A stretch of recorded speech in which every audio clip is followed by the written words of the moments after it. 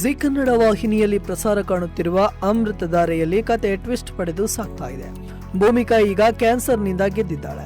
ಜಯದೇವ್ ತನ್ನ ಜೀವನದುದ್ದಕ್ಕೂ ಒಂದಲ್ಲ ಒಂದು ಕೆಟ್ಟ ಕೆಲಸಗಳನ್ನ ಮಾಡುತ್ತಲೇ ಬಂದಿದ್ದಾನೆ. ದಿಯಾಳನ್ನ ಕೊಲೆ ಮಾಡಿ ಏನು ಗೊತ್ತಿಲ್ಲದಂತೆ ಇದ್ದ.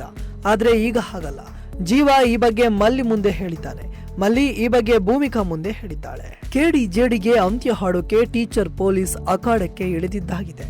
ಭೂಮಿ ಬೇಹುಗಾರಿಕೆ ಇಲ್ಲಿಂದ ಶುರುವಾಗಿದೆ. ಮಲ್ಲಿ ದಿಯಾ ವಿಚಾರವಾಗಿ ಮಾತನಾಡಿದ್ದು ಭೂಮಿಗೆ ಅನುಮಾನ ಶುರುವಾಗಿದೆ. ಹೀಗಾಗಿ ಶಕುನಿ ಮಾಮನನ್ನ ಚೂ ಬಿಟ್ಟಿದ್ದಾಳೆ. ಶಕುನಿ ಮಾಮ ಕೂಡ ಜಯದೇವ್ಗೆ ಚೆನ್ನಾಗಿ ಕುಡಿಸಿ ದಿಯಾ ವಿಚಾರವಾಗಿ ಸತ್ಯ ತಿಳಿಯಲು ನೋಡಿದ್ದಾನೆ. ಜಯದೇವ್ ದಿಯಾ ವಿಚಾರವಾಗಿ ಹೇಳ್ತಾನ ಅನ್ನೋದು ಸಂಚಿಕೆಯಲ್ಲಿ ಗೊತ್ತಾಗಲಿದೆ. ಇಷ್ಟು ದಿನ ಸೀರಿಯಲ್ ಒಂದು ಮೆಸೇಜ್ ಕೊಡ್ತಿತ್ತು.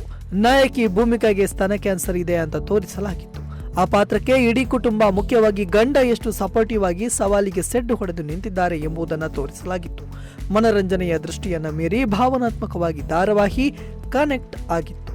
ಇನ್ನೊಂದೆಡೆ ಭೂಮಿಕಳ ಅನಾರೋಗ್ಯವನ್ನೇ ಬಳಸಿಕೊಂಡು ಆಕೆಗೆ ಮಾನಸಿಕ ಹಿಂಸೆ ನೀಡಬೇಕು ಎಂಬ ಶಕುಂತಲಾ ಮತ್ತು ಜಯದೇವ್ ಅವರ ಕುತಂತ್ರಕ್ಕೂ ಸದ್ಯಕ್ಕೆ ಬ್ರೇಕ್ ಬಿದ್ದಿದೆ. ಆದರೆ ಈ ಇಬ್ಬರ ಸಂಚು ಮಾತ್ರ ಇನ್ನೂ ಮುಗಿದಿಲ್ಲ. ಗೌತಮ್ ಕುಟುಂಬವನ್ನ ಬೀದಿಗೆ ತರುವ ಉದ್ದೇಶದಿಂದ ಜಯದೇವ್ ಮತ್ತು ಶಕುಂತಲಾ ನಿರಂತರವಾಗಿ ಕುತಂತ್ರ ನಡೆಸುತ್ತಿದ್ದಾರೆ. ಇಲ್ಲಿಯವರೆಗೆ ಹಲವು ಬಾರಿ ತಮ್ಮ ತಪ್ಪುಗಳಿಂದ ತಪ್ಪಿಸಿಕೊಂಡಿರುವ ಇವರಿಬ್ಬರ ನಿಜ ಬಣ್ಣ ಯಾವಾಗ ಬಯಲಾಗುತ್ತದೆ ಎಂಬುದೇ ಈಗ ಕುತೂಹಲಕಾರಿ ಅಂಶ. ಶಕುಂತಲಾಳ ಕುತಂತ್ರವು ಒಂದೊಂದಾಗಿ ಬಯಲಾಗುತ್ತಿದ್ದು ಕೊನೆಗೆ ತಾಯಿ ಮಗ ಇಬ್ಬರು ಒಟ್ಟಿಗೆ ಜೈಲು ಸೇರುವ ಸ್ಥಿತಿ ಬರುತ್ತದೆ ಎಂಬುದನ್ನ ಕಾದು ನೋಡಬೇಕಾಗಿದೆ. ಅಮೃತಧಾರೆ ಧಾರಾವಾಹಿ ಜಿ ಕನ್ನಡ ವಾಹಿನಿಯಲ್ಲಿ ಪ್ರಸಾರ ಕಾಣ್ತಾ ಇದೆ. ಛಾಯಾ ಸಿಂಗ್ ಭೂಮಿಕಾ ಎನ್ನುವ ಪಾತ್ರದಲ್ಲಿ ಕಾಣಿಸಿಕೊಂಡಿದ್ದಾರೆ.